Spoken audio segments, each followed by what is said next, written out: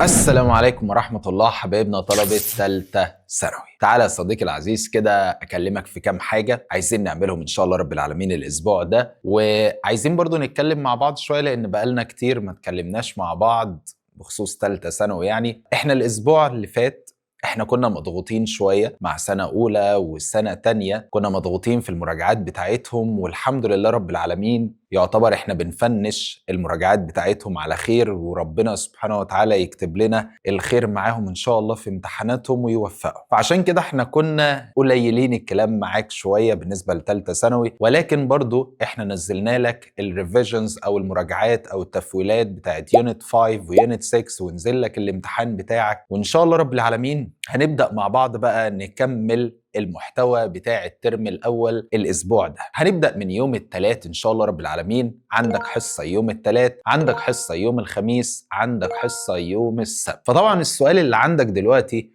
هو يا أبو حميد، هو احنا مش خلصنا منهج الترم الأول؟ فخلينا أقول لك ولكن أنا كنت وعدك في أول السنة، قلت لك إن إحنا بعد ما نخلص الترم الأول هيبقى في حصص السكيلز، اللي هي الحصص بقى بتاعة الرايتنج سكيلز، اللي هي الحاجات اللي بيسأل فيها في الأسئلة الاختياري اللي موجودة في كل يونت، اللي هو موضوع السكيلز اللي موجود في كل يونت. احنا هنقسمهم على 3 حصص، ركز معايا، ده بالنسبة لطلبة تالتة ثانوي عام. هنقسمهم على 3 حصص، كل حصة بإذن الله هنشتغل موضوعات السكيلز اللي موجودة في 2 يونتس. يعني هنمسك موضوعات السكيلز اللي موجودة في 2 يونتس هنمسكها في حصة، فهنقسمهم على 3 حصص، يوم الثلاث، يوم الخميس، يوم السبت.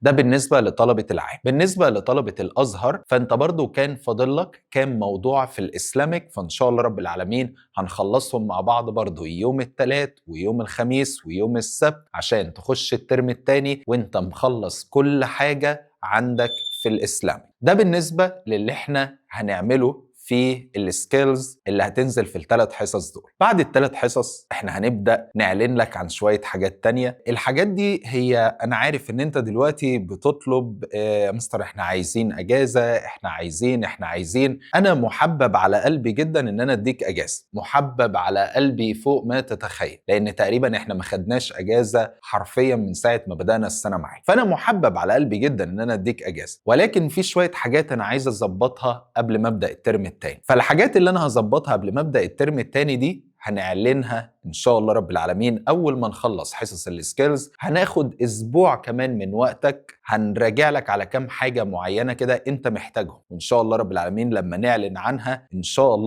الله هتعرف ان هي دي الحاجات اللي كانت واقعه عندك، وهي دي الحاجات اللي انت كنت محتاج تتشد فيها، وان شاء الله رب العالمين مش هندخلك الترم التاني الا وانت مظبوط فيها. بعدها يا سيدي هنديك كام يوم اجازه كده، ونبدا الترم التاني ان شاء الله رب العالمين على خير. وما تقلقش، احنا بنحضر الكتاب حاليا بتاع الترم التاني، وان شاء الله رب العالمين الكتاب هيعجبك وهيبقى مفاجأة للكل، وسعره كمان هيبقى مفاجأة للكل، والكتاب هينزل بطريقة جديدة كده برضو عاملينها، وان شاء الله رب العالمين عدد الأسئلة فيه هيكتر اكتر من الترم الاول، وهيبقى فيه كده جزء ادفانسد كده، اسئله متقدمه شويه. احنا عمالين نحرق في الكلام اللي احنا المفروض نقوله، ولكن خليني بس اعرفك الفتره اللي جايه هي هتبقى عباره عن ايه. فما تقلقش، كل حاجه مترتبه. وبرضو ما تقلقش من حته الحصص بتاعت السكيلز، خليني اقول لك ان هي لسه في اشتراكك بتاع الشهر. احنا مش هنفتح اي اشتراك جديد، وده احنا كنا متفقين عليه. احنا مش هنفتح اشتراك جديد.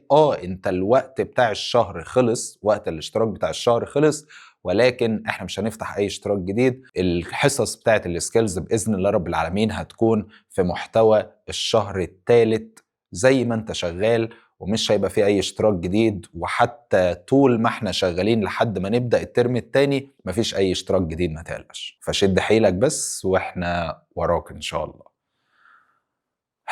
دمتم بخير.